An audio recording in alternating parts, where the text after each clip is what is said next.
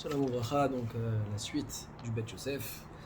Le Bet Yosef, donc, dans son commentaire, a rapporté l'opinion du mari Abou Av, qui a voulu expliquer, donc vraiment la marloquette toujours entre d'un côté le Rabbeinu Yonah et le Rav Cohen, en disant que les Fiarour, où on parle que le cas où c'était permis de pouvoir répondre Amen en agitant les drapeaux dans la Beth Knesset d'Alexandrie, en réalité on parlait de Kriyat Sefer Torah.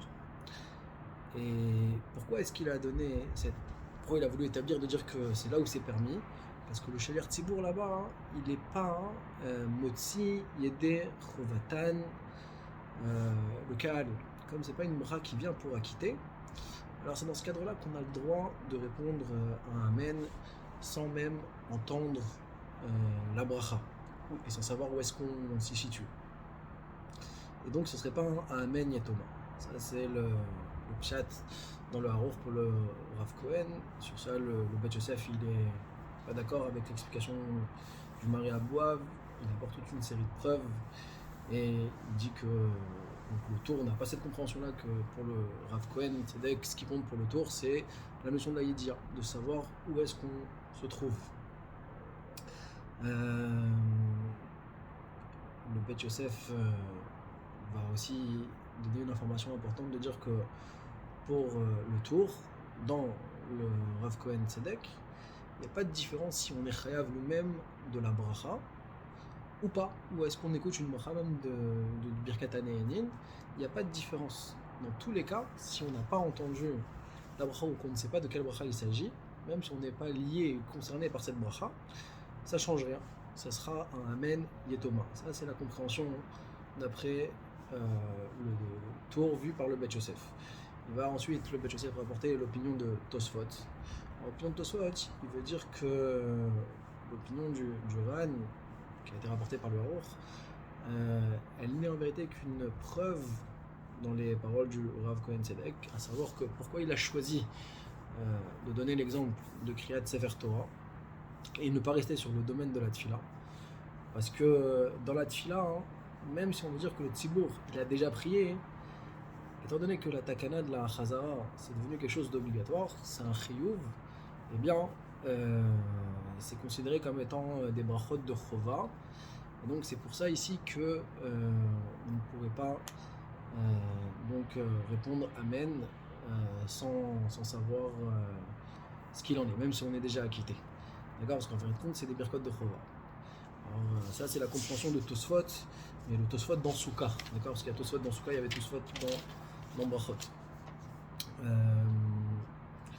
Donc en conclusion, le Bet Yosef, il vient nous dire que d'après Tosfot, donc dans Brachot, le critère qui sera déterminant sera la notion de la Yedia, que pour pouvoir répondre Amen à une bracha, il suffit simplement de savoir à quelle bracha est-ce qu'on répond Amen, et ça ne s'appellera pas un Amen Yetoma. Pour celui qui sait où est-ce qu'il se trouve, c'est comme s'il avait entendu. Donc pour conclure, plusieurs cas. Chez Im Shama Abracha, donc quelqu'un qui n'aurait pas entendu la bracha, mais il sait où est-ce qu'on se trouve, alors là il va y avoir une ramification. Si on est chayav de la bracha et qui répond Amen, alors d'après Rashi, ça marche, s'il sait où est-ce qu'on se trouve. D'après Rashi, il a quitté de la bracha. Mais d'après Tosfot, dans le Perek Shoja Sharflo, d'après Rabbeinu Yonah et le Ran, alors il n'aura pas le droit de répondre Amen. Et ce sera un Amen Yetoma. Pourquoi? Parce que comme il est chayav de la bracha, automatiquement il doit l'entendre. D'accord? Par contre, s'il n'était pas chayav de la bracha et qu'il n'a pas entendu, alors à ce moment-là, si l'oyada est brachaou, s'il ne sait pas à quelle bracha ça fait référence, alors d'après le Rabbeinu Yonah, quand même, et le Rabbeinu Nissim, il pourra quand même répondre Amen. Pourquoi? Parce qu'il n'est pas chayav de cette bracha là. Donc ça ne lui empêche pas de répondre Amen à la bracha, ce ne sera pas un Amen Yetoma. Par contre, d'après le date de Rashi et de Tosfot, il n'aura pas le droit de répondre Amen. Ça serait un Amen Yetoma. Maintenant, pour les brachot de la Tfila de la Chazara, alors là le Shalir Tzibour, les Mishikvar et Palel, quelqu'un qui aurait déjà prié. D'après Rabbeinu Yonah, ça s'appelle Dina, c'est pas considéré comme étant Birkat HaChova. Par contre, d'après le Da'at Rambam dans le Yerushalmi qu'on a vu, ainsi que le Rabbeinu Nissim, l'Oran, le Rabbeinu Yonah, tous ont rapporté cette halakha de dire que celui qui n'a pas entendu la bracha, s'il est chayav, alors il ne peut pas répondre amen avec les participants, avec le kahal. Toute la restriction elle est que par rapport au brot qu'on est nous-mêmes chayav.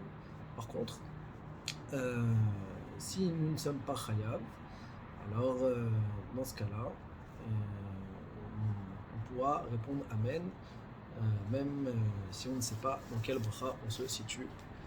Chazak ou Baruch. Donc on voit que le Bet Yosef il n'a pas été possède comme le tour. Chazak.